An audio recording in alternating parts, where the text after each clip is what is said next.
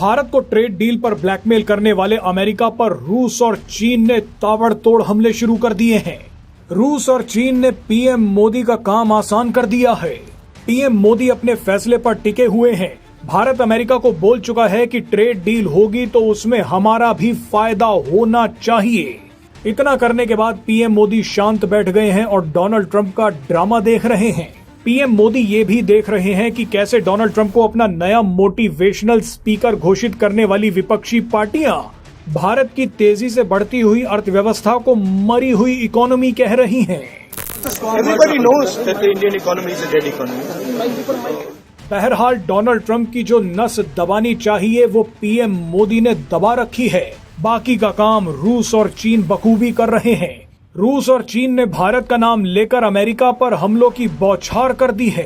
रूस ने तो भारत को एक बड़ा ऑफर तक दे डाला है। शुरुआत रूस से ही करते हैं, उसके बाद चीन पर आएंगे। डोनाल्ड ट्रंप ने जैसे ही भारत के सामानों पर 25% टैरिफ का ऐलान किया तो भारत में रूसी राजदूत डेनिस एलिपोव ने बड़ा ऐलान कर दिया।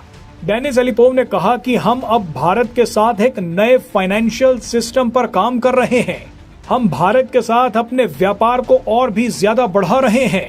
डेनिस एलिपोव ने कहा कि आने वाले समय में हमारा ऐसा फाइनेंशियल सिस्टम तैयार हो जाएगा जिससे दोनों देश अपनी लोकल करेंसी में ही व्यापार करेंगे।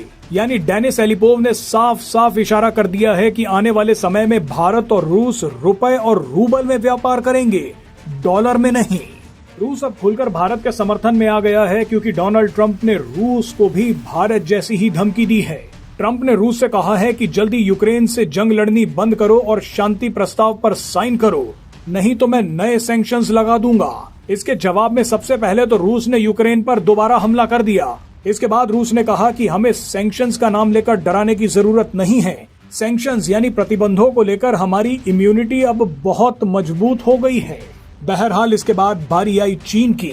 चीन ने कहा है कि ट्रंप भारत और हमें धमकी दे रहे हैं कि रूस से तेल क्यों खरीद रहे हो, तेल खरीदोगे तो टैरिफ लगा दूंगा। चीन ने कहा कि ट्रंप आरोप लगा रहे हैं कि हम और भारत रूस से जो तेल खरीद रहे हैं उसकी वजह से यूक्रेन जंग भड़क रही है। ऐसे में हम ट्रंप को आईना दिखाना चाहते हैं कि रूस से व्यापार तो आप भी कर रहे हैं और पश्चिमी देश भी, तो सिर्फ जंग भड़काने का आरोप भारत और चीन पर क्यों लगाया जा रहा है। चीन ने ये बयान संयुक्त राष्ट्र सुरक्षा परिषद की बैठक में दिया है। आइए आपको ये बयान सुनवाते हैं। दरअसल आज भी अमेरिका रूस के साथ व्यापारिक संबंध बनाए हुए है। अगर अमेरिका खुद ऐसा कर रहा है तो फिर दूसरों को इसकी इजाजत क्यों नहीं है।